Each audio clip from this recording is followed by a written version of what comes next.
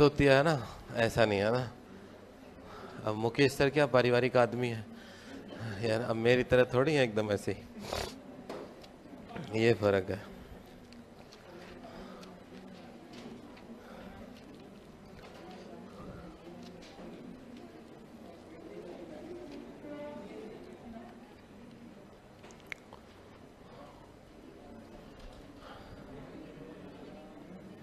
अब देखो उसी पैटर्न पे कुछ सवाल और देखते हैं, आगे बढ़ते हैं, लिखिएगा। सरल रेखा कुल, सरल रेखा कुल, क्या आपको क्या दिया हुआ, स्ट्रेट लाइन का कुल बात नहीं बेटा ना, x upon A plus Y upon B equal to कितना, 1। सरल रेखा कुल या स्ट्रेट लाइन की फैमिली दे रखी है आपको, x upon A plus Y upon B equal to 1, और कंडीशन दे रखी है A B equal to C square, तथा आपको दे रखा है A B equal to C square, जहाँ सी क्या है आपके पास, अचर है, जहाँ सी क्या है, अचर या कांस्टेंट है, तो अनवलोप ज्ञात कीजिए।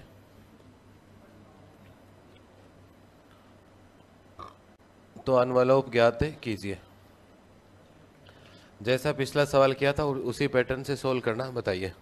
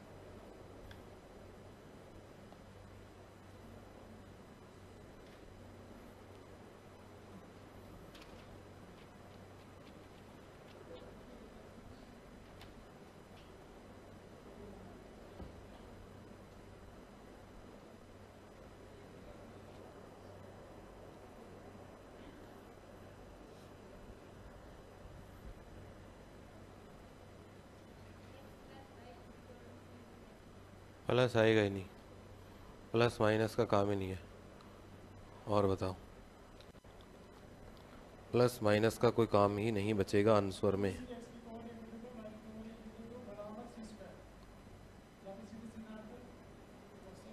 काट तो सी से सी।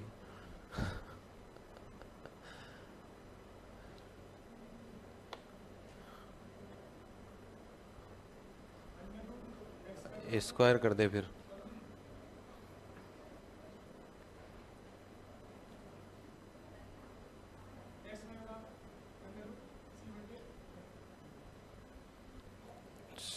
ठीक है, देखते हैं हम। मिल रहा आंसर, कांस्टेंट का तो फर्क है। सी स्क्वायर बटे 4 आना चाहिए एक्स वाई के बराबर, एक्स वाई के ही बराबर।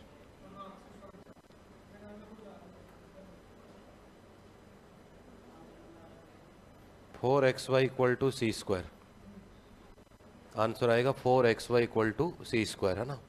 वैसे कांस्टेंट का कोई इतना फर्क पड़ता नहीं है, कई बार ज़्यादा दिक्कत नहीं है ना। देखो क्या करेंगे भाई, सॉल्यूशन में x अपॉन ए का तो a रख देंगे। सर b की वैल्यू यहाँ से आ जाएगी बेटा कितनी, सी स्क्वायर अपॉन ए। तो b की वैल्यू यहाँ रख देंगे तो ये हो गया y, नीचे हो गया सी स्क्वायर अपॉन ए, तो a ऊपर चला गया इक्वल टू कितना 1। यही सवाल बना आपके पास।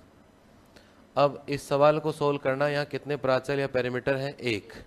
तो a के सापेक्ष क्या करेंगे, आंशिक अवकलन, a के सापेक्ष या partially differentiating with respect to a। अब a के रेस्पेक्ट में पार्शियल डिफरेंशिएशन करेंगे तो कितना होगा बेटा x, और 1 अपॉन ए का कितना होगा, माइनस 1 अपॉन ए स्क्वायर। ऐसा ही होगा क्या, यहाँ से देखो a का 1 हो गया तो हो गया y upon c square equal to कितना हुआ 1, 1 का कितना हो गया 0, तो ये बना आपके पास 0। इसको हम कुछ ऐसा लिख सकते हैं, x अपॉन ए स्क्वायर और ये हो गया y upon c square, x upon a square equal to y upon c square. किसकी वैल्यू की ज़रूरत है, ए की वैल्यू की ज़रूरत है आपके पास। तो क्या करें बताओ, इसके अंदर ऊपर नीचे देखो, एक स्टेप और बढ़ा देता हूँ। ये कितना हो गया अंडर रूट एक्स, ये हो गया अंडर रूट वाई, और ये कितना हो गया ए, और ये कितना हो गया आपके पास सी, यही बना। अब देखो इसको कुछ ऐसा लिख दें क्या, डायरेक्ट ही आ जाएगी वैल्यू, है ना। तो ए की वैल्यू कितनी आ गई, सी अंडर रूट एक्स और कितना हो गया अंडर रूट वाई। अब इस ए की वैल्यू को यहाँ पुट कर लेंगे तो आंसर आ जाएगा। देखो कितना होगा, एक्स अपॉन ए का मतलब sir c under root x और ये हो गया under root y, plus Y upon कितना हुआ सी स्क्वायर, और ए की वैल्यू कितनी होगी सी अंडर रूट एक्स अपॉन कितना हो गया अंडर रूट वाई, और इक्वल टू कितना हुआ 1। यही वैल्यू बनी, कहाँ रख दी, समीकरण 1 में। समीकरण 1 से हम बाई इक्वेशन फर्स्ट। अब यहाँ से सोल्व कर लेंगे, यहाँ कितना बच गया सी और सी, तो सी तो उधर चला गया, और ये कितना हो गया, ये हो गया आपके पास 2 under root x under root y equal to कितना हो गया सी, तो ये हो गया 4xy इक्वल टू कितना हो गया सी स्क्वायर। यही आपका आंसर है। ए गायब हो गया तो एनवेलोप आ गया अपने पास।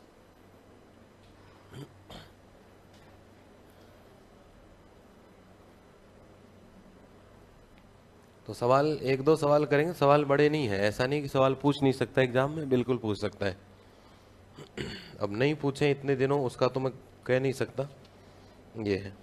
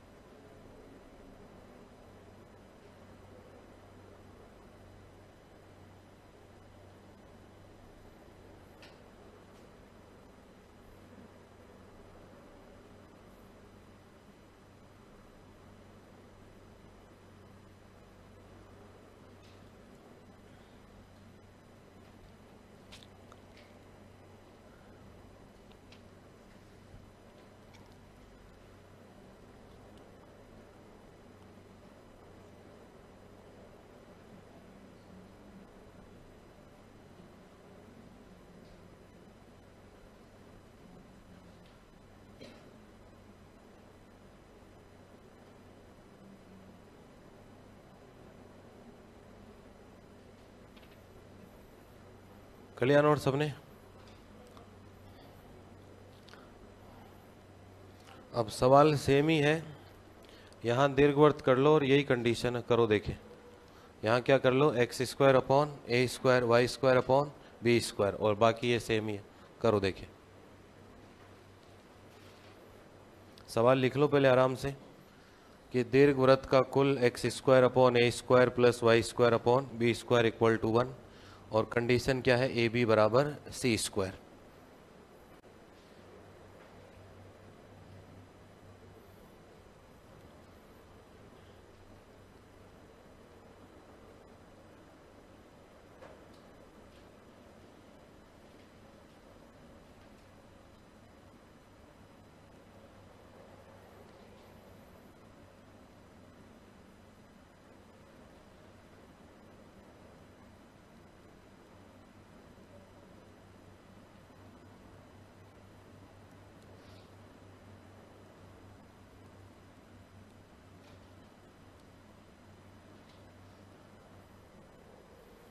करो देखे।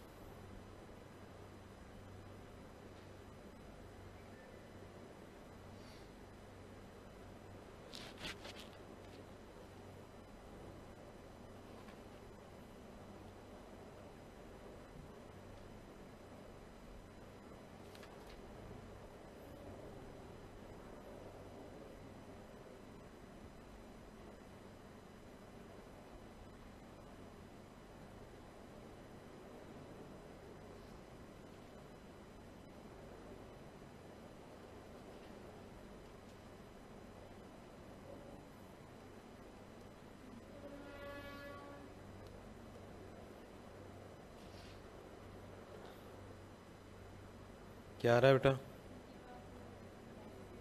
सी की power 4 equal to minus minus कुछ नहीं,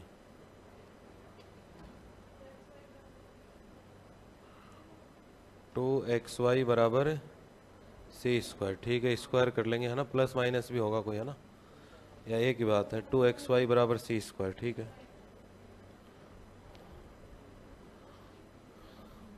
ऐसा ही आ रहा होगा 4x स्क्वायर वाई स्क्वायर बराबर सी की पावर 4, यह आएगा 4x स्क्वायर वाई स्क्वायर बराबर आएगा सी की पावर 4।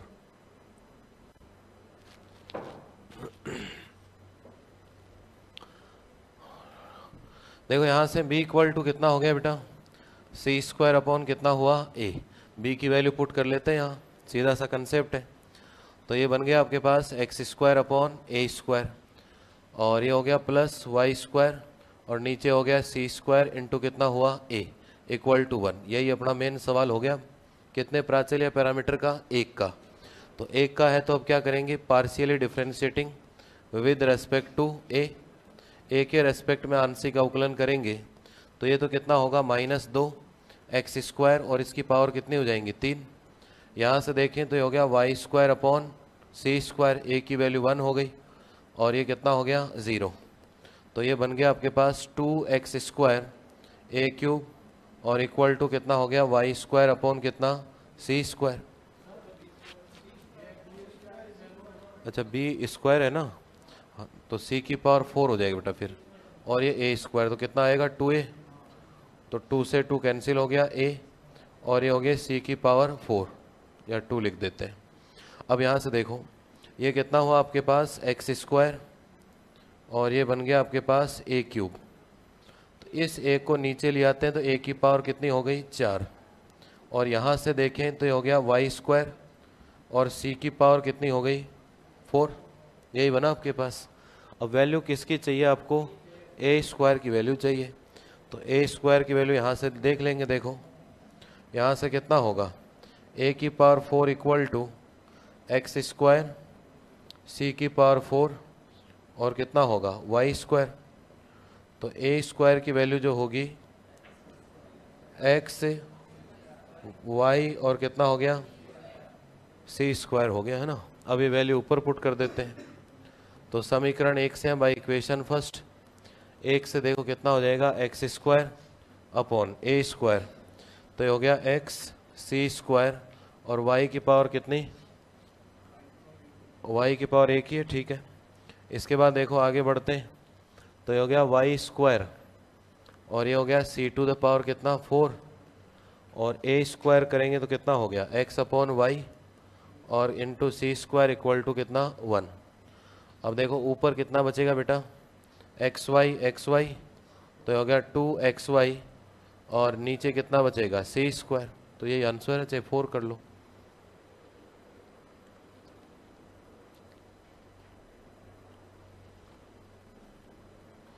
वो 4 तो इसलिए कर देता है आंसर लिखने के समय कि यहाँ रिजल्ट क्या आ सकता है प्लस माइनस, तो फिर वो प्लस माइनस न लिख के इसका स्क्वायर करके लिख सकते हैं भाई, कोई दिक्कत नहीं है ना।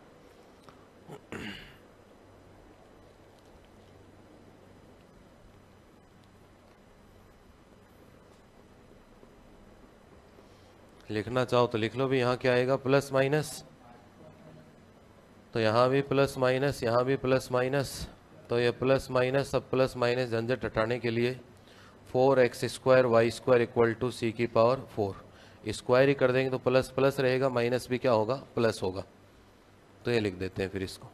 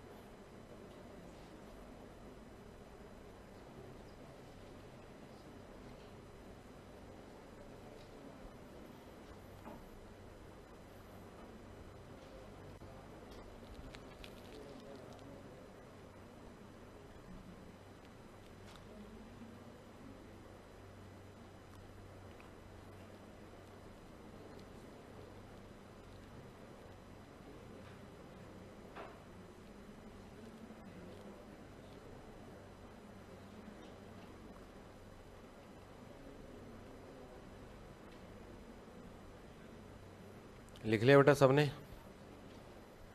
अब देखो अगला सवाल देखते हैं।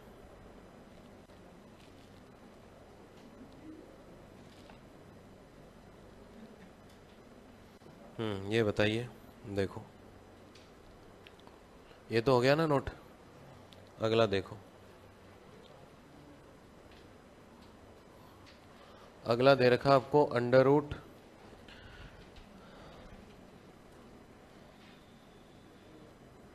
ठीक है, एक कोई भी वक्र कुल दे रखा आपको फैमिली ऑफ कर्व्स, और ये दिया हुआ आपको अंडर रूट एक्स अपॉन ए plus under root y upon b और इक्वल टू कितना है 1, और संबंध या रिलेशन क्या दिया हुआ a B equal to C square, वही संबंध है। और आपसे क्या पूछा है अनवलोप पूछा है कि सर अनवलोप कितना आएगा बताइए।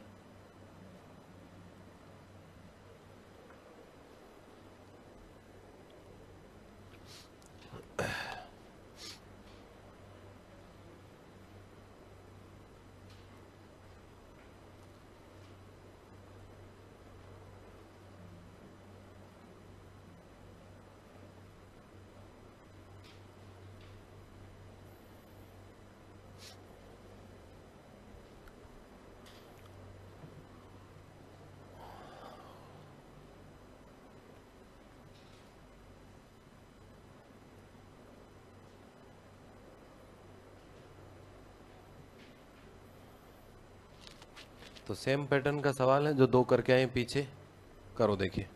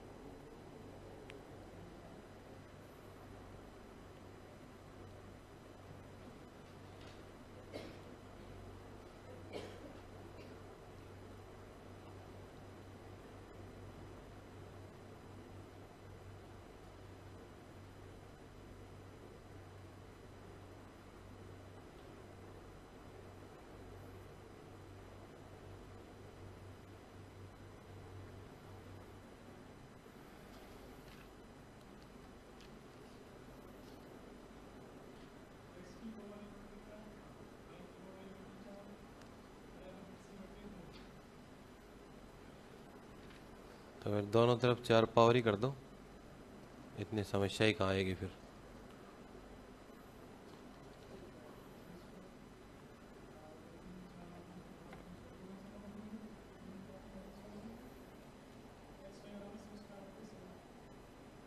एक्स वाई बराबर है, गड़बड़ है, आंसर आएगा 16x² y² बराबर c²। ठीक है,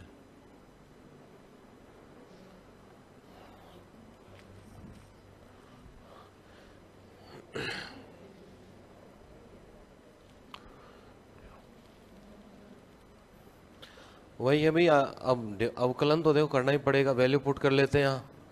b इक्वल टू कितना है, c² a, under root b की जरूरत है, तो c/ कितना हो गया, अंडर रूट a, c/ कितना हो गया, अंडर रूट a। अब इस सवाल को ऐसे लिख दो, ये हो गया अंडर रूट x, ये अंडर रूट a, ये हो गया अंडर रूट y, और अंडर रूट b की वैल्यू कितनी है, c अंडर रूट a, और इक्वल टू कितना, 1। यही सवाल है। मैं अलग अलग इसलिए करना है कि भाई एक को ही सोल्व करना है, x का तो कुछ होगा नहीं, यहाँ y का तो कुछ होगा नहीं, सोल्व किसको करना है, a को। ये सवाल बन गया आपके पास। अब क्या करेंगे, आंशिक अवकलन या पार्शियल डिफरेंशिएशन। तो partially differentiating with respect to x। अब x के वो a के रेस्पेक्ट में है ना, a के रेस्पेक्ट में करेंगे तो हो गया अंडर रूट x। अब ये कितनी पावर है, a की पावर -1/2। अरे ऊपर जाएगा तो माइनस हो गया ना, तो -1/2 तो बाहर, a की पावर कितनी हो गई, 3/2। ये हो गया अंडर रूट y अपॉन कितना, c। 1/2 तो इससे आएगा, और 1 कितना हो जाएगा, अंडर रूट a, और इक्वल टू कितना, 0। अब यहाँ से देखो 1/2 कैंसिल हो गया, कुछ ऐसा बन गया, ये हुआ अंडर रूट x और ये कितना हो गया ए, इक्वल टू ये हो गया अंडर रूट वाई अपॉन कितना हो गया सी। एक अंडर रूट से आधी पावर और कैंसिल कर ली अपन ने, इधर 3/2 था, अंडर रूट ए था तो ये बचेगा। अब वैल्यू किसकी चाहिए, ए की, तो ए की वैल्यू कितनी आएगी बताओ, ए की वैल्यू आएगी अंडर रूट एक्स इंटू सी अपॉन कितना होगा अंडर रूट वाई। ये वैल्यू कहाँ पुट कर दो, एक नंबर में, हाँ यहाँ ले लेंगे, नहीं ऊपर ले लेंगे, देखो अच्छा अंडर रूट की जरूरत है क्या ऊपर, ठीक है यहाँ ले लो। तो ये कितना हो गया, अंडर रूट ए की वैल्यू देखें तो ये हो गया एक्स की पावर 1/4, सी की पावर 1/2 और वाई की पावर कितनी हो गई 1/4।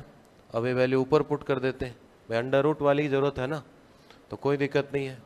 समीकरण 1 से या बाई इक्वेशन फर्स्ट, समीकरण 1 से या बाई इक्वेशन फर्स्ट कितना होगा बेटा अंडर रूट एक्स, और ये कितना हो गया अंडर रूट ए की वैल्यू पावर में रख देता हूँ, देखो 1/2, ये हो गई 1/4, सी की पावर 1/2, वाई की power 1/4 plus Y to the power 1/2, X to the power 1/4, C to the power 1/2 और नीचे देखें तो वाई टू द पावर 1/4 और एक क्या आएगा सी और इक्वल टू कितना 1। वैल्यू पुट कर दी अंडर रूट ए की। अब क्या बचेगा देखो, इधर बचेगा सी की पावर 1/2, ये भी कैंसिल हो गए, सी की पावर 1/2।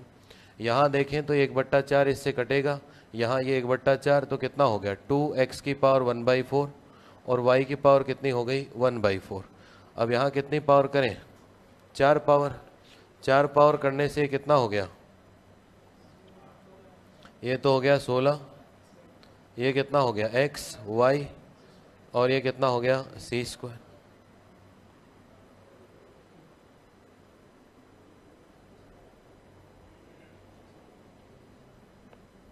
तो यही रिजल्ट आ रहा है 16xy इक्वल टू c², है ना।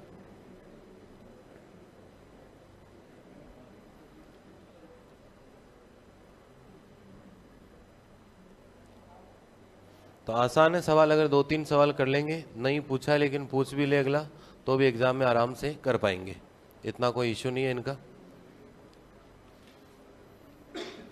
वहाँ ऐसा नहीं होना चाहिए पेपर में कि अरे ये तो छोड़ के आए थे यही आ गया, है ना, तो ऐसा महसूस नहीं होगा अपने पढ़ाए हुए में। और आपको इस बार महसूस होगा पूरी दुनिया से अलग कि हाँ बीएससी भी हम ग्रेजुएशन ही पढ़ के आए हैं ना, किताब का नाम भी पता चलेगा, पाठ का नाम भी पता चलेगा और पाठ के नाम का मतलब क्या है वो ही पता चलेगा।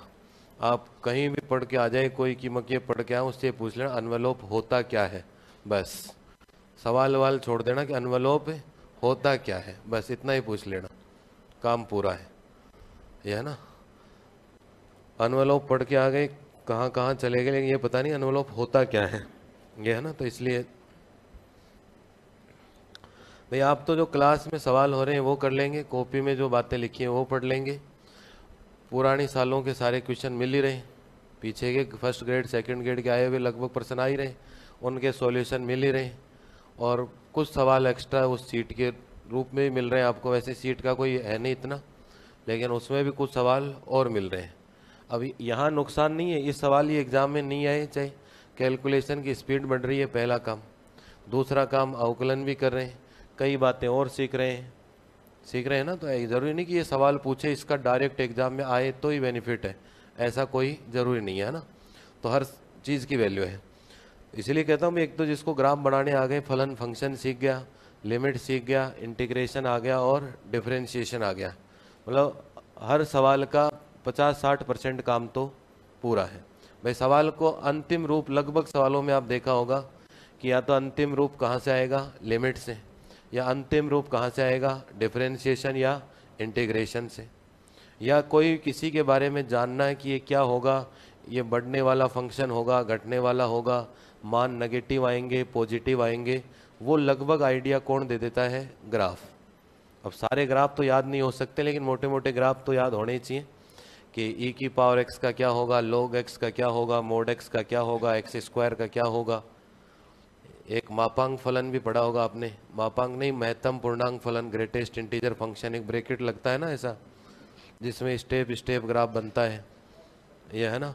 बाकी ये ग्राफ पता होने, साइन का क्या है, टेन का क्या है, कोट का क्या है, कोसेक का क्या है, अगर इतनी बातें अगर पता हैं, बेसिक लिमिट के फॉर्मूले पता हैं, इंटीग्रेशन डिफरेंशिएशन के मेन फॉर्मूले याद हैं, और बाकी कोई फॉर्मूला याद नहीं है तो भाई ऐसा नहीं कि सारे फॉर्मूले रटने के होते हैं, 20-30 फॉर्मूले याद करने के होते हैं, बाकी याद रहता है तो ठीक है, नहीं तो 10-5 सेकंड का ही फर्क पड़ता है। किसी को टी मान लो, किसी में sine theta cos theta put कर लेंगे, होते हैं ना। अब मान लो ये सवाल अंडर रूट, ये सवाल है आपके पास ए स्क्वायर माइनस एक्स स्क्वायर, अब इंटीग्रेशन भूल गए कि क्या फॉर्मूला होता है, डायरेक्ट एक्स बराबर ए साइन थीटा मान लो, एक्स बराबर क्या मान लेंगे, ए साइन थीटा, डायरेक्ट याद है तो और ही अच्छी बात है, नहीं याद रहा तो एक्स बराबर क्या मान लेंगे, ए साइन थीटा।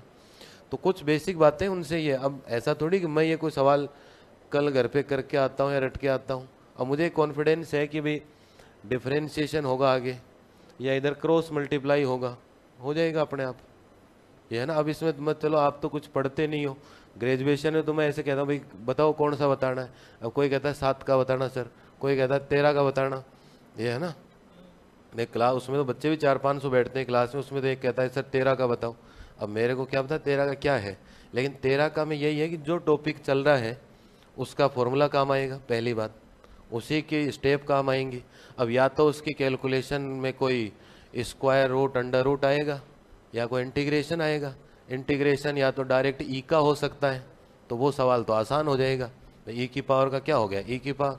अब उसमें अंडर रूट के अंदर एक्स स्क्वायर माइनस ए स्क्वायर आएगा तो उसमें 4 लाइन और बढ़ जाएंगी, एक्स बराबर ए साइन थीटा रख देंगे, ये है ना। लेकिन कंसेप्ट पता होना चाहिए कि अनवलोप का सवाल है तो क्या क्या हो सकता है, बस इसके अलावा कुछ नहीं है ऐसा, ये है। और बाकी अब भाई मैंने तो पिछले 10 साल में 100 से ज़्यादा बार कर दिए होंगे ये सवाल, हर सवाल 100 से ज़्यादा बार किया होगा, लेकिन आप अगर इसको 2-4 बार भी कर लेंगे तो परफेक्शन आने लग जाएगा। अब मैंने कल परसों एक सवाल छोड़ा था जिसके भी अगले दिन पता नहीं किसने उत्तर पूछे थे ना, वो d2y अपॉन dx स्क्वायर था ना अभी सवाल, अरे कल थे परसों छोड़ा था ना। अब तुमको एक सवाल के तुम्हारे किए हुए उत्तर पे कॉन्फिडेंस नहीं है, देखो अब तुम कि हमने एक सवाल किया खुद से सीखने के बाद उसके उत्तर पे भी हमको भरोसा नहीं है।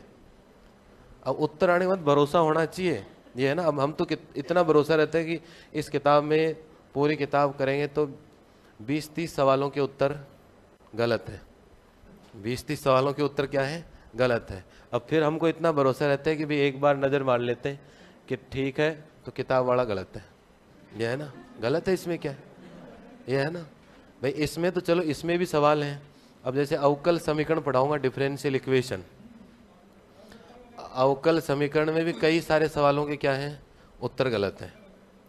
अब उसमें 2 ऑप्शन होते हैं, या तो उत्तर सही कर लो या सवाल सही कर लो, ये है। तो हम सवाल तो अब कर ही दिया तो सवाल तो सही करेंगे नहीं, तो ये फिर क्या करेंगे, उत्तर सही कर लेंगे भाई। 2 ऑप्शन होते हैं कि या तो इस सवाल में देखो प्लस माइनस कर लो, 2 की जगह 1 ही आएगा, तब ये जो किताब का उत्तर वो मैच होगा, या किताब वाले उत्तर पे लाइन फेर दो अपना उत्तर लिख लो, ये है ना।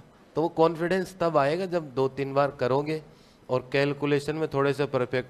अब तुमको मैं दे देता हूँ एलसीएम लेके गुणा कर लो, उसमें ऐसे बैठे हैं कौन करे यार, इतना तो देखो रहना चाहिए कि जो काम हमें आता है, चाहे 32 को 56 से ही गुणा कराऊं तो ऐसे देख रहे बता कितना रहा है, अरे तो जो काम हमें आता है उस काम में तो इतना करेज रहना चाहिए कि इससे पहले मैं करूं, चाहे वो जोड़ बाकी गुणा भाग अवकलन समाकलन जितना अपन को आता है, एलसीएम लेना है, इधर से इधर ट्रांसफर करना है, कॉमन लेना है, भाग देना है, गुणनखंड या टुकड़े करने, फैक्टर करने, तो जो काम आता है उसमें तो इतना करेज रहना चाहिए कि ये तुम अभी सर तो पता नहीं कब करेंगे, अपन पहले कर लेते हैं, तो उसमें तो रहना चाहिए करेज।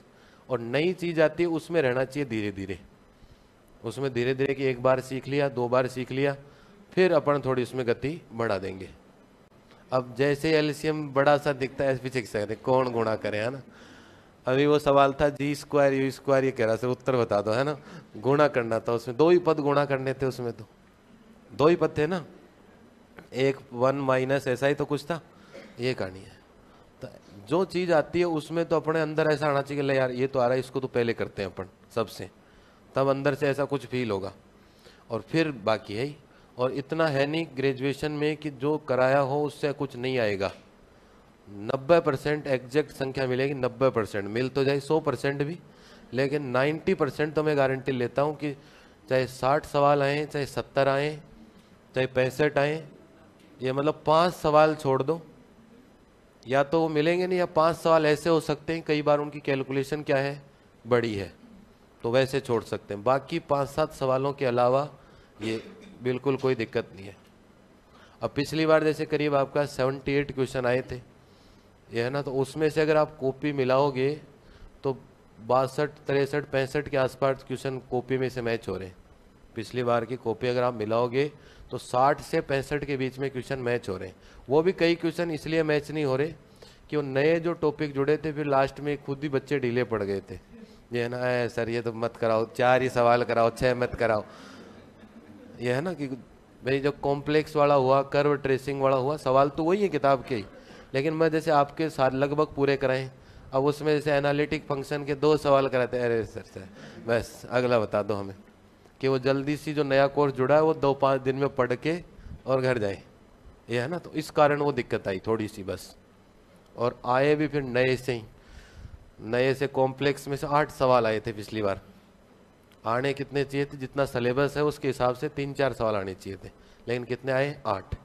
तो इसीलिए थोड़े क्वेश्चन बढ़ गए थे पिछली बार। नहीं, अगर सही एवरेज पेपर बनेगा उसमें 60-65 इधर से, 60-65 उधर से, समझ रहे, 130 ही तो आएंगे, 130 ही तो आते हैं ना अपने मैथ्स के, है ना, तो उसमें 60-65 इधर से, 60-65 उधर से बराबर आएंगे। अब लेकिन पढ़ना पड़ेगा भी, ये है ना, अब हम किताब ही नहीं ला रहे, क्या कर सकते हैं ना, कौन जाए किताब लाए, ले आए तो क्या पता गलती से खुल जाए, है ना ये है ना, खुल जाए, और कई बार खुले खुले हम सो जाएं, किताब फट जाए, है ना, ऐसा भी हो सकता है ना, कितने खतरे हैं, है ना। तो किताब लाओ, सवाल करो, है ना।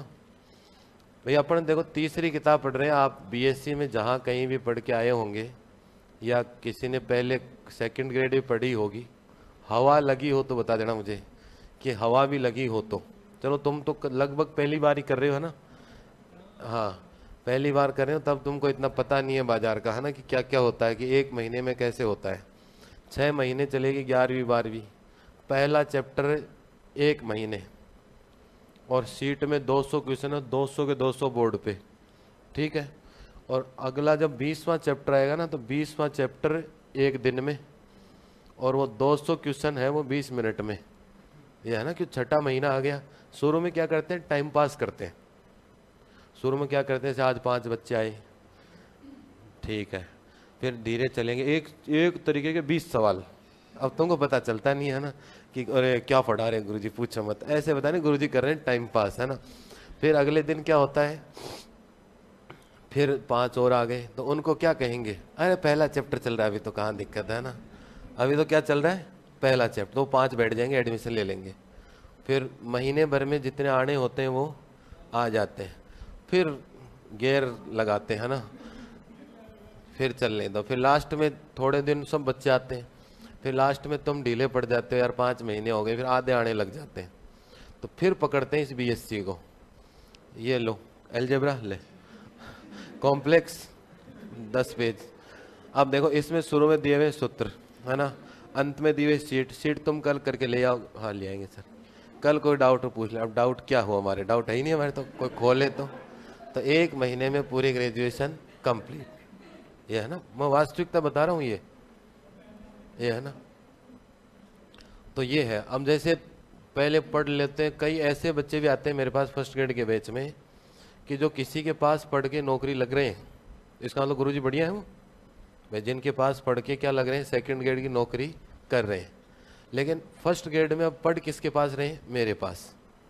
बोले वो तो हम जाने 11वीं 12वीं के दम से उस साल पेपर सेट हो गया था, हम लग गए थे।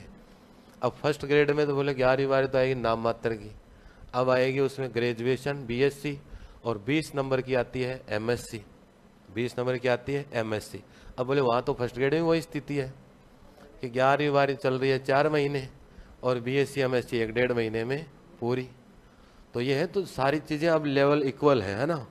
अब आप तो पहली बार हो जो बच्चे पुराने पढ़े हुए हैं, जब अब नाम तो नहीं लूँगा मैं, लेकिन जिस दिन पेपर आया था उसके शाम को गुरुजी की फोटो और इधर वो ऐसे लगाते ना कैप्शन लगा के ऐसे कि मैंने जो पढ़ाया उसमें से एक भी नहीं आया, और वो चल रहा है ऐसे और फिर गुरुजी नीचे हंस रहे हैं ना बच्चों की तरफ देख के, बच्चों की हालत खराब।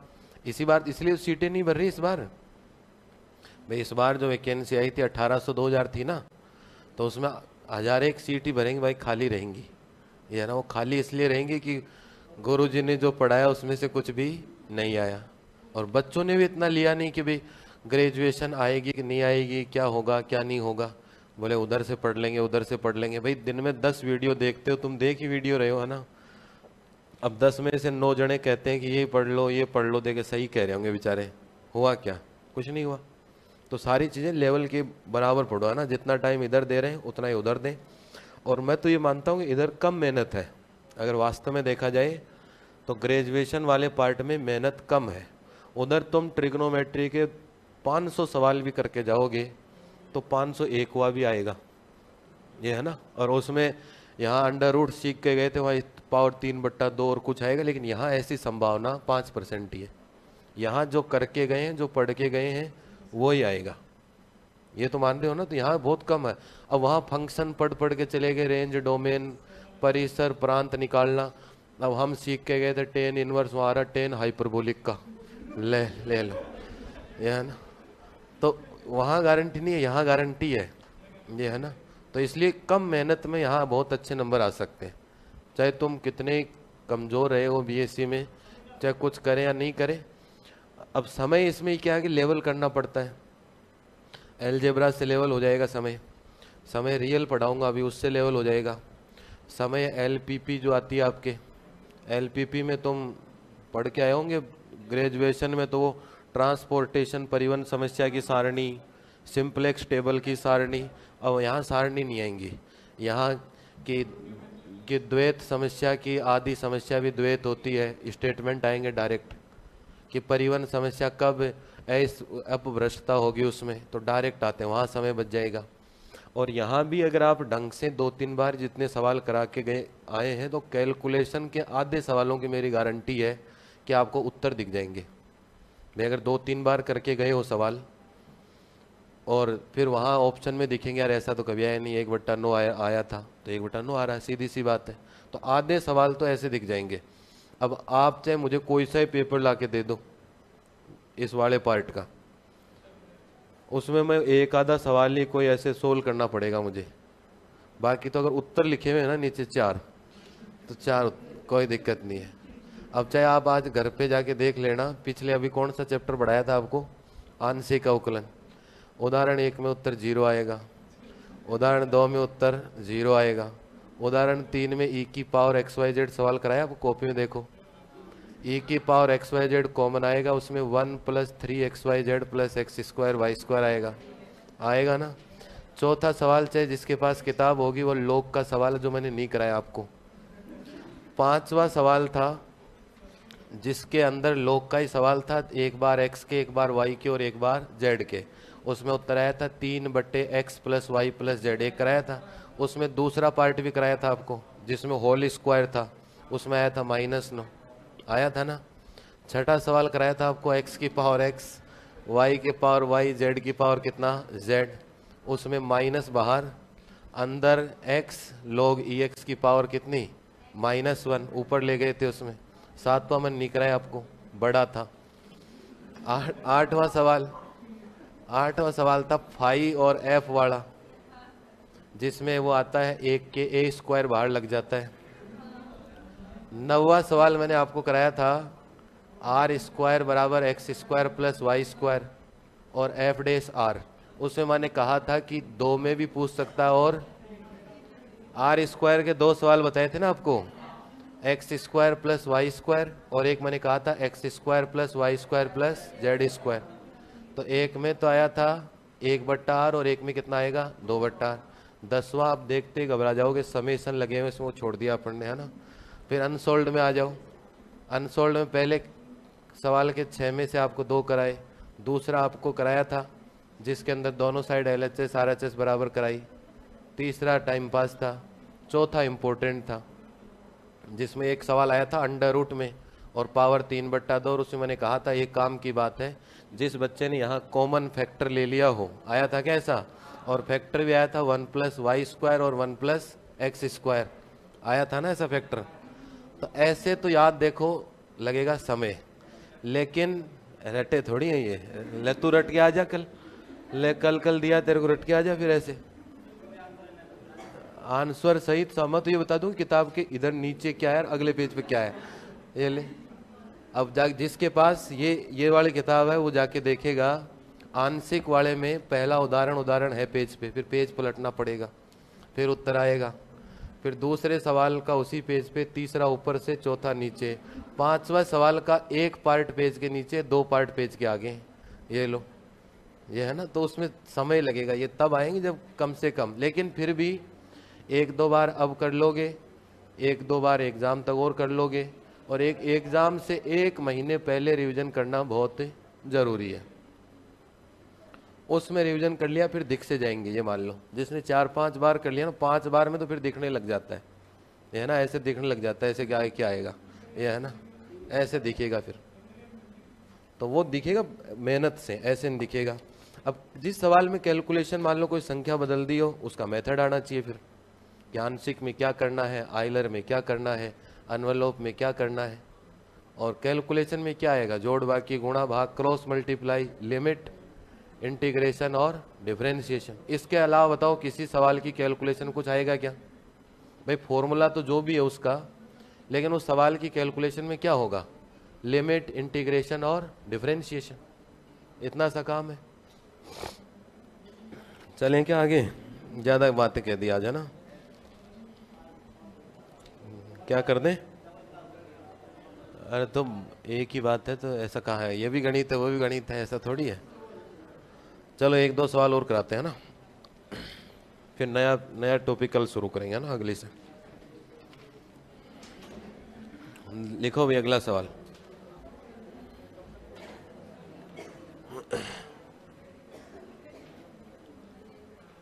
अब देखो आपके पास दे रखी है सरल रेखा है, स्ट्रेट लाइन। सरल रेखा का कुल यह है x/a + y/b = 1। ये दिया हुआ सरल रेखा का कुल या स्ट्रेट लाइन की फैमिली दे रखी है, और संबंध या रिलेशन दे रखा आपको, संबंध या रिलेशन आपको दे रखा है a⁴n + b⁴n और इक्वल टू दिया हुआ c⁴n। और ये कहता है कि जहां क्या ज्ञात करना है, एनवेलोप ज्ञात करना। आपको क्या ज्ञात करना, भी आपको एनवेलोप ज्ञात करना है।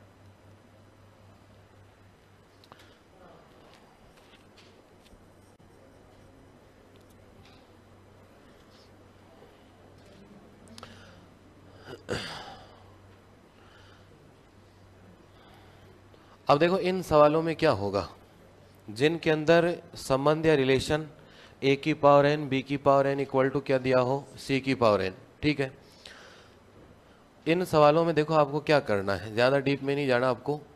सवाल दिया हुआ अपने पास x/a + y/b इक्वल टू कितना, 1।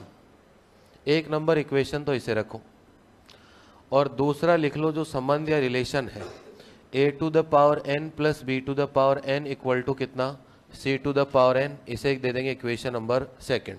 इसे क्या देंगे, इक्वेशन नंबर 2। अब क्या करना आपको, इन सवालों में प्राचल या पैरामीटर कितने हैं, 2, a और कौन है, b। यहाँ जो प्राचल या पैरामीटर है इस सवाल को सोल्व करने के लिए a और b जो प्राचल हैं उनको माना जाता है कि ये किसके फलन है, किसी एक चर के फलन है। और मान लेते हैं कि माना कि ये किसके फलन है, t के फलन है। इसमें मेथड है कि जो भी प्राचल या पैरामीटर होते हैं उनको किसका फंक्शन मान के चलना है, t का फंक्शन मान के चलना है। ठीक है, अब t का फंक्शन मान लिया, अब क्या करना आपको, अवकलन या क्या करना है, डिफरेंशिएशन करना है। किसके रेस्पेक्ट में, t के रेस्पेक्ट में। ठीक है, अब यहां से देखो x का तो होगा नहीं, ठीक है। अब देखो a का, पहले किसका होगा, a का, फिर a के अंदर क्या है, t, तो a का कितना होगा बताओ, -a²। ये तो ए का हुआ ही नहीं, वैसे देखा जाए तो किसका हुआ, पावर पावर का हुआ अभी तो भाई, 1/a था ना, तो इसकी पावर का ही तो हुआ है, -1 और माइनस, अभी तो किसका हुआ है, पावर का। अब a किसका फंक्शन है, t का, तो अब क्या होगा, dA/dt। आगे चलते हैं, प्लस यहाँ कितना होगा देखो, -y/ कितना हो गया, b², और b का कितना होगा, dB/dt, और इक्वल टू कितना, 0। कर लिया। इसके बाद देखो इसका भी करना है, दोनों समीकरणों का। इसका कितना होगा, n(a⁴n-1), ये तो किसका हुआ, पावर का। अब कितना होगा, dA/dt। इसके बाद इसका भी करना है, तो कितना होगा, nB⁴n-1, और ये हो गया dB/dt इक्वल टू कितना, 0 हो गया।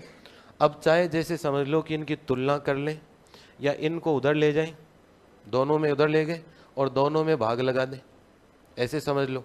तो कितना बचेगा बताओ, x/ कितना, a², और नीचे कितना होगा, n(a⁴n-1), ये माइनस तो हो जाएगा क्या,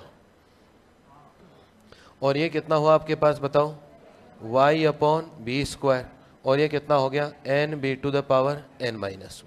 चाहे तो कह दो तुलना कर लिया, चाहे उधर भेज के हमने क्या लगा दिया, भाग लगा दिया। या तो भी ऐसे कह सकते हैं, ये हो गया, ये हो गया। अब इनके साथ वाले इनके क्या कहलाते हैं, गुणांक या कोफिशिएंट। तो या तो ऐसे कह देंगे भाई dA/dt और dB/dt के गुणांकों की क्या कर ली, तुलना, कंपेयर कर लिए। या सीधा सा ही दिख रहा है कि इसमें इसका भाग लग रहा है, भाग लग रहा है, ये उधर प्लस का होगा तो ये क्या हो जाएगा, माइनस का, ये आ गया। अब बस ये स्टेप इंपॉर्टेंट है। अब ये आ जाए तब इसको देखो, तब एक तो क्या देखेंगे, इसको, और एक इसको देखेंगे। एक तो इसको देखना और एक जो संबंध दिया हुआ उसको देखना है। क्यों देखना है, क्योंकि अगर हमें मिल जाए कहीं a⁴n प्लस b⁴n, तो दोनों ही हमें चाहिए नहीं, चाहिए क्या बताओ भाई, अनवलोप ज्ञात करना तो प्राचल या पैरामीटर तो होना ही नहीं चाहिए। अब हमारा टारगेट ही कहीं मिल जाए a⁴n और b⁴n प्लस हो जाए, तो दोनों ही हट जाएंगे, क्या लिख देंगे, c⁴n लिख देंगे। क्या लिख देंगे अभी, c⁴n। तो देखो अब यहां से क्या करना है, मैं इस a² से एक उदाहरण ले लेता हूं, क्या, एक a दे देता हूं इसको, नीचे तो आगा, और ये n है, ये आपके n से तो n कट जाएगा ना, इसको क्यों लेके चल रहे हैं ना। अब यहां से देखो एक a उदाहरण ले लेते हैं इससे, तो कितना हो गया, a⁴n। इसको भी देखते रहा करो और इसको भी देख लिया करो, दोनों से काम होगा। ये तो नीचे छोड़ आया, और ये हो गया a⁴n, हो गया क्या ऐसा। इससे b उदाहरण ले लो एक, तो ये हो गया y/b, और ये कितना हो गया, b⁴n बन गया। अब अभी अभी सीख के आए थे, जो ऊपर करेंगे वही काम क्या करेंगे, नीचे, चाहे प्लस भी कर सकते हैं, माइनस भी कर सकते हैं, जरूरत हुई तो इसको और इसको 2 से ऊपर नीचे गुणा भी कर सकते हैं, दोनों में सेम करेंगे फिर प्लस कर लेंगे। तो ये कितना हो गया बेटा, देखो x/a प्लस y/b, और नीचे कितना हुआ, a⁴n b⁴n, यही हुआ आपके पास। अब यहां से देखो, इनको तो चाहे ऐसे लिख दो चाहे जैसे लिख दो, a⁴ कितना है, n+1। अब काम हो गया पूरा अपना उधर से, ये लिख दो y⁴ कितना हो गया, n+1। ऊपर वाले की वैल्यू किसके बराबर, 1 के, ये कितना। अब पहले और तीसरे से किसकी वैल्यू आएगी, a की, दूसरे और तीसरे से किसकी वैल्यू आएगी, b की। a और b की वैल्यू यहां रख दो चाहे यहां रख दो, एक ही बात है। a और b की वैल्यू यहीं रखेंगे, आसान रहेगा कैलकुलेशन में।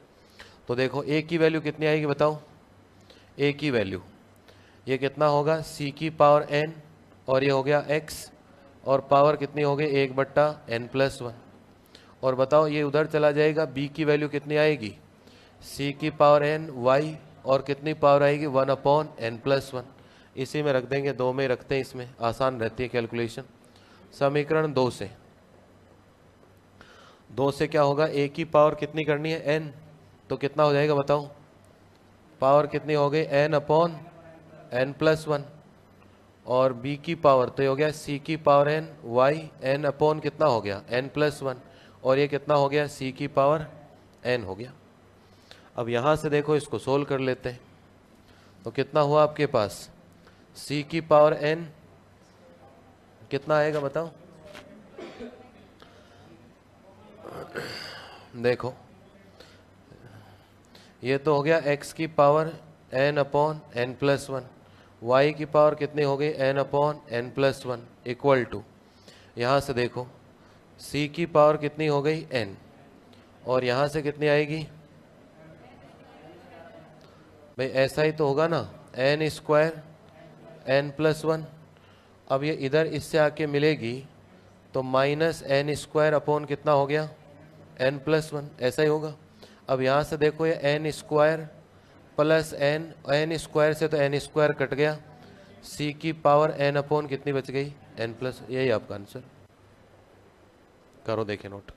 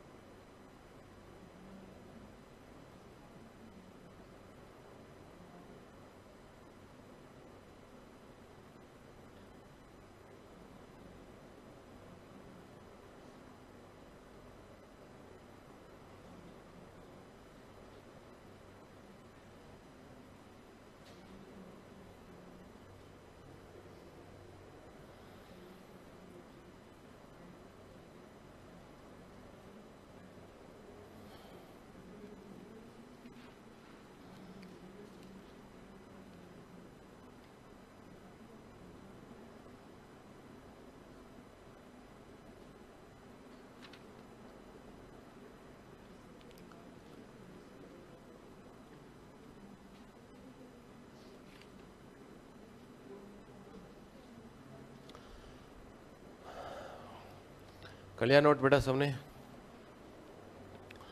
अब यही संबंध रहेगा, सवाल बदल लो। X square upon a square plus y square upon b square. Relation ये करो, देखिए ये रेखा को बताता है, दो घात होते क्या बन जाएगा, दीर्घवृत्त या इलिप्स।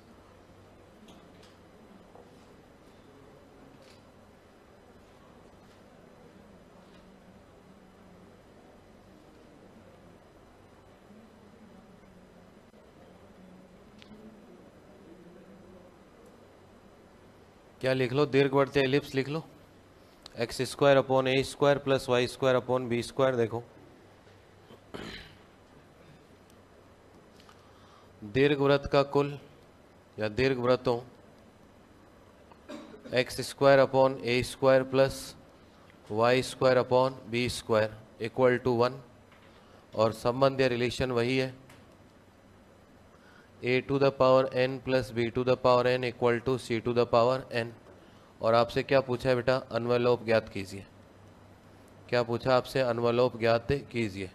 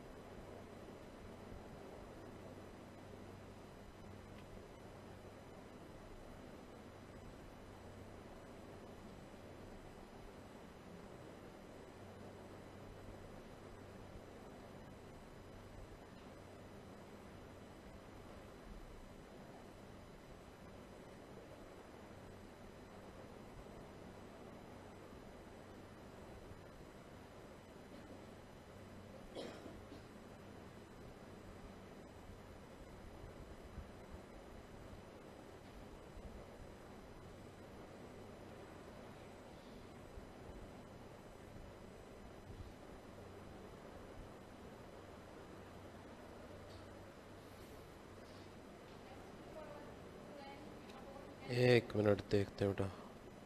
हाँ, x to the power n plus 2 है ना। हाँ ठीक, सब में 2n अपॉन n प्लस 2 आएगा, y से और c में, है ना।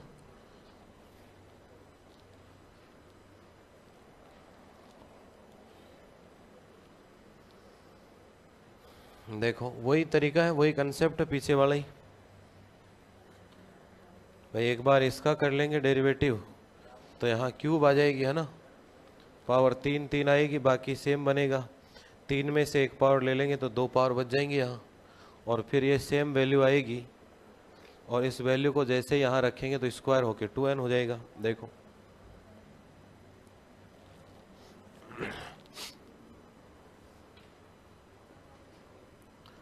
सॉल्यूशन आपके पास ये दो इक्वेशन है, x square upon a square plus y square upon b square equal to कितना 1।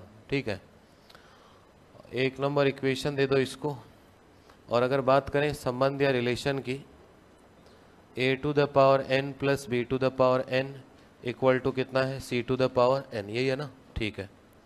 अब क्या करेंगे, अवकलन या डेरिवेटिव करना है t के फंक्शन के रूप में, तो इसका तो कितना होगा -2 एक्स स्क्वायर अपॉन ए की पावर 3 और कितना आता है dA अपॉन dt, यहाँ से आएगा -2 वाई स्क्वायर बी की पावर कितनी हो गई 3, इसमें तो कोई दिक्कत है ही नहीं भाई, ए की पावर -2 ऊपर जाएगा, -2 का 2 बाहर, एक पावर और कम हो गई नीचे आ गया, और ये कितना हो गया dB अपॉन dt और इक्वल टू कितना 0। इसके बाद देखो दूसरा क्या बनेगा, n into a to the power n-1, ये तो हुआ पावर का, अब किसका होगा a का, तो a का कितना होगा dA अपॉन dt प्लस ये होगा n b to the power n-1 और ये होगा आपके पास dB अपॉन dt और इक्वल टू कितना 0। अब कंपेयर करा लो दोनों से, क्या होगा, 2 से 2 भी चला जाएगा, n से n ये बचेगा x square upon a cube, नीचे देखूँ तो a की power n-1 equal to y square upon b cube और नीचे देखें तो b की पावर n-1। अब एक इससे उधार ले लो, ऊपर बन जाएगा x square upon a square y square upon b square और नीचे भी सेट हो जाएगा और ऊपर भी सेट हो जाएगा आपके पास, तो कितना बनेगा, देखो ये ऐसा ही तो होगा, x square upon a square, नीचे कितना a to the power n equal to y square upon b square और बी टू द पावर कितना n, x square upon a square plus y square upon कितना b square और नीचे हो गया a to the power n और b to the power n। अब देखा जाए तो ये हो गया sir x square upon a to the power n+2, अब तो काम हो ही गया, और ये हो गया y square sir b to the power कितना n+2 इक्वल टू ये तो कितना है एक ही है ना, हाँ, और ये हो गया c to the power n। अब यहाँ से किसकी वैल्यू आ जाएगी, पहले और तीसरे से किसकी वैल्यू a की और दूसरे और तीसरे से वैल्यू आ जाएगी b की, तो a की वैल्यू बताओ कितनी आएगी, a इधर जाएगा, इससे गुणा होगा तो एक्स स्क्वायर c की पावर n और 1 अपॉन कितना होगा n+2, ये इधर चला जाएगा ऊपर आ जाएगा तो b की वैल्यू कितनी होगी y square c to the power n और ये इस वाली पावर इधर लग जाएगी तो 1 अपॉन कितना n+2, ये वैल्यू किस में रख दो 2 नंबर में, तो समीकरण 2 से हम भाई इक्वेशन सेकंड, समीकरण 2 में जैसे ही a की वैल्यू रखेंगे तो n पावर और लगेगी तो कोई दिक्कत नहीं है, ये हो गया c की पावर n पावर और लगा दी, हो गया n+2 plus y square c की पावर n पावर और लगा दी, नीचे कितनी n+2 बराबर में कितना लिखा हुआ है c की पावर n। अब यहाँ से देखो x की पावर कितनी होगी बेटा 2n अपॉन n+2, y की पावर कितनी होगी 2n अपॉन कितना होगा n+2, ये जो c की पावर है n स्क्वायर हो जाएगी, n+2 नीचे उधर जाएगी तो किस में आएगी माइनस में, जब इस पावर से माइनस होगी तो सेम पावर बचेगी, मेरे हिसाब से सेम ही बचेगी क्या, 2n अपॉन कितना होगा n+2, ये समझ रहे हो ना भाई, यहाँ n स्क्वायर हो गई, उधर गई तो यहाँ पावर क्या हो जाएगी minus n square upon n+2, LCM लेके सोल्व करेंगे तो ये बचेगा आपके पास।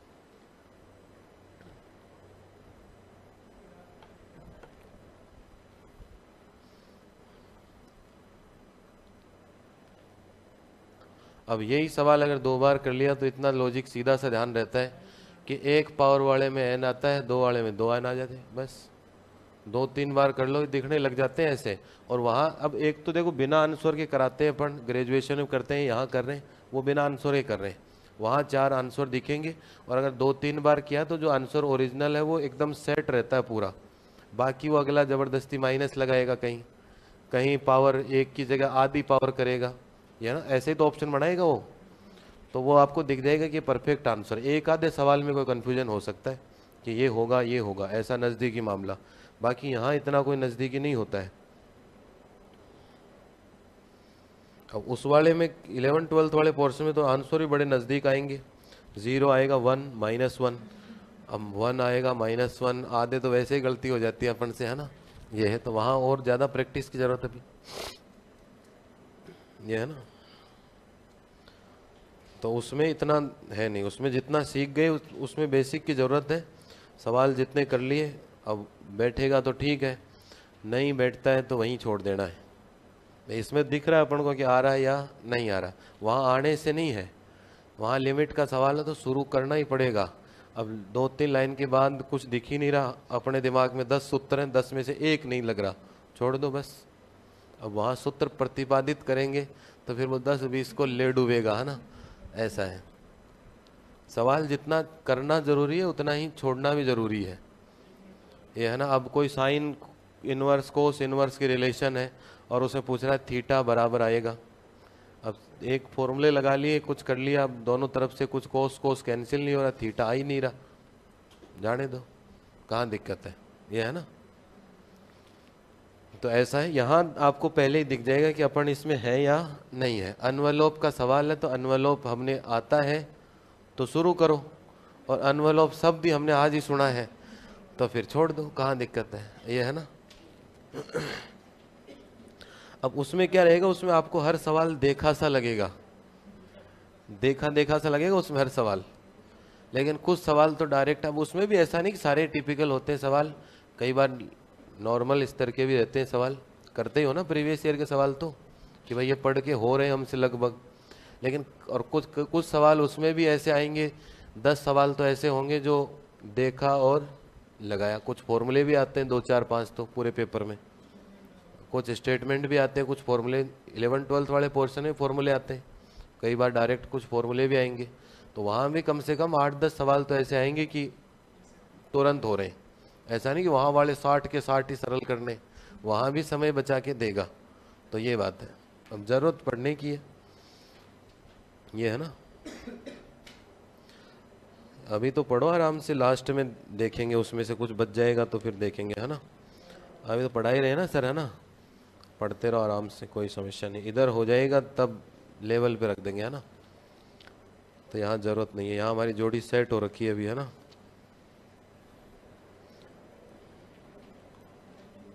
एक सवाल और कर लें क्या, क्यों, कहाँ दर्द हो रहा है, हाथ में, यहाँ पाँव वाँव, कहाँ कोई समस्या है क्या, या कोई दिमाग वाग दर्द कर रहा है, बैठे बैठे, खड़े हो जाओ फिर, खड़े खड़े कर लो, और कहाँ दिक्कत, ये है ना।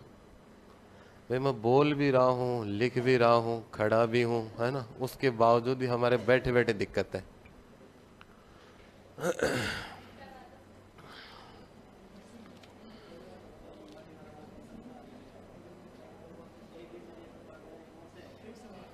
एक और कराते हैं ना, आसान ही है, चलो।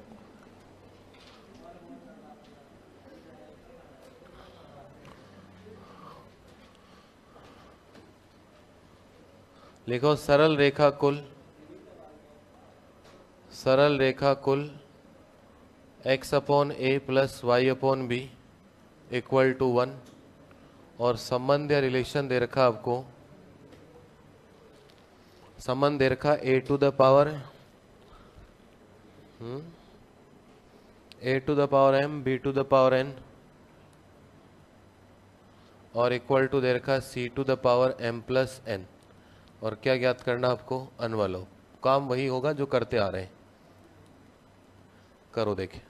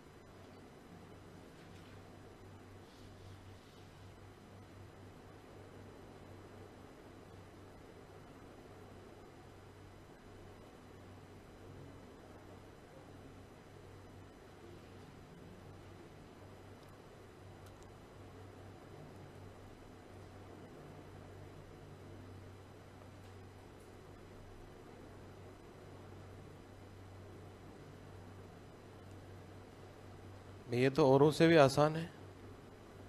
क्या बन रहा होगा, एक्स अपॉन ए बटे एम, ऐसा ही है क्या?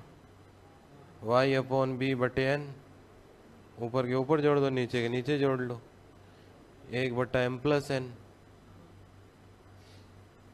तो फिर पहले और तीसरे से ए की वैल्यू आ जाएगी और दूसरे और तीसरे से बी की वैल्यू आ जाएगी। भाई ए और बी तो हटना चाहिए, m+n में तो कोई समस्या नहीं हमें।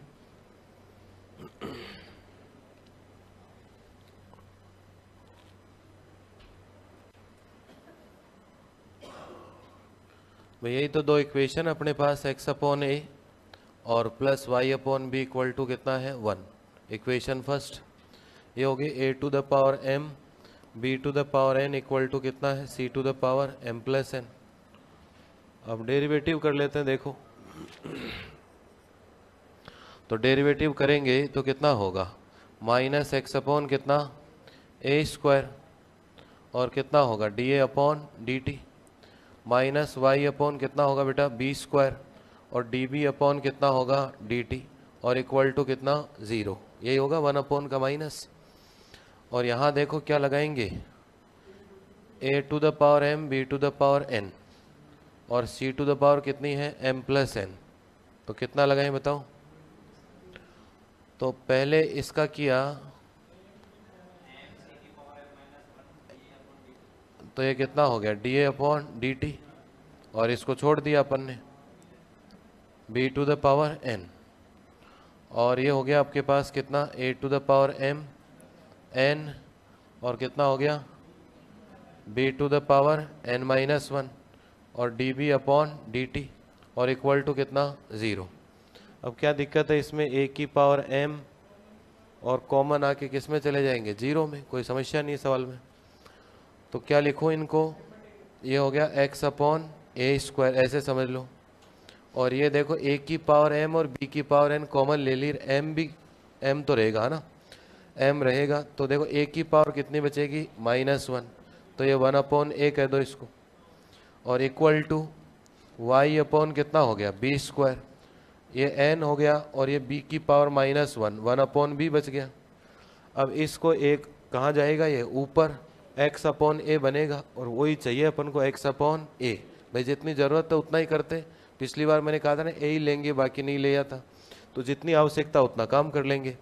तो कितना हो गया x अपॉन ए और नीचे कितना हो गया m, y अपॉन बी हो गया और नीचे कितना हो गया n, ऊपर का ऊपर जोड़ लिया x अपॉन ए प्लस वाई अपॉन बी, नीचे कितना हो गया m+n, ये कितना हो गया 1 अपॉन n और ये हो गया आपके पास y bn लिख दो चाहे इसको और इसको क्या लिख दो, ये हो गया m+n है ना, और इसको क्या लिख दो am लिख दो। अब किसकी वैल्यू चाहिए a और b की, तो a की वैल्यू कितनी आएगी बताओ, a इक्वल टू ये तो ऊपर चला जाएगा m+n अपॉन m इंटू कितना x। भाई पहले और तीसरे से किसकी वैल्यू a की, दूसरे और तीसरे से किसकी वैल्यू, ये तो ऊपर चला गया, तो m+n अपॉन n और इंटू कितना हो गया y। अब ये वैल्यू यहाँ रख दो, इसी में रखनी है सेकंड में, तो कितने हो जाएगी m+n और ये हो गया m, x भी है ना, ये हो गया x और पावर कितनी हो गई m और b की वैल्यू है m+n अपॉन n और पावर कितनी हो गई y भी है ना, और पावर कितनी हो गई n इक्वल टू c की पावर m+n।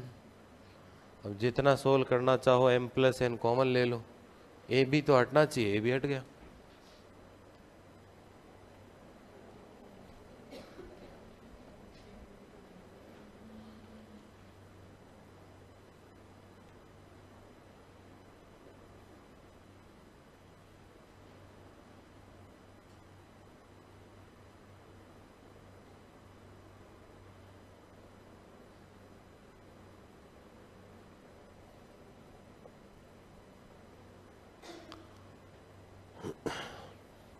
तो ये तो बाकी जो पीछे करके आए थे दो, उनसे भी आसान है कैलकुलेशन, कोई इश्यू नहीं है इसमें, डायरेक्ट बन रहा है।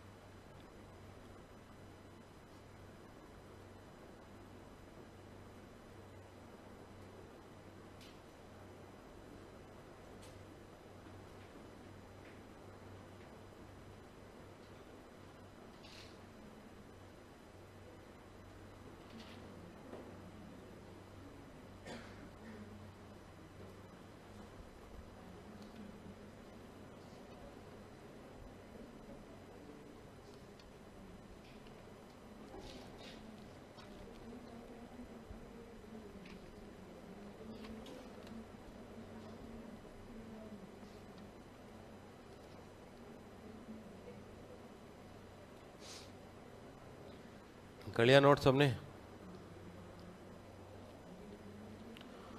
तो वैसे एनवेलोप में सवाल जो मोस्टली पूछे जाएंगे जो इनसे पहले कराए थे आपको, आज तक वही पूछे जाते रहे हैं। और उन सवालों में भी सबसे इम्पोर्टेंट हैं जो द्विघात बनते हों। मैं कंपटीशन के हिसाब से इम्पोर्टेंट सवाल वो हैं या तो डायरेक्ट ही द्विघात दिखते हों या एक या दो स्टेप के बाद आपको क्या दिख रहे हैं, द्विघात। जैसे एक परवलय के 2 सवाल कराए थे, वो दोनों ही कई बार एग्जाम पूछे गए। एक तो कौन सा कराया था, द्विगुण कोटि वाला। तो द्विगुण कोटि पता है, उसके बाद क्या बन जाता है, द्विघात, डायरेक्ट उत्तर आता है।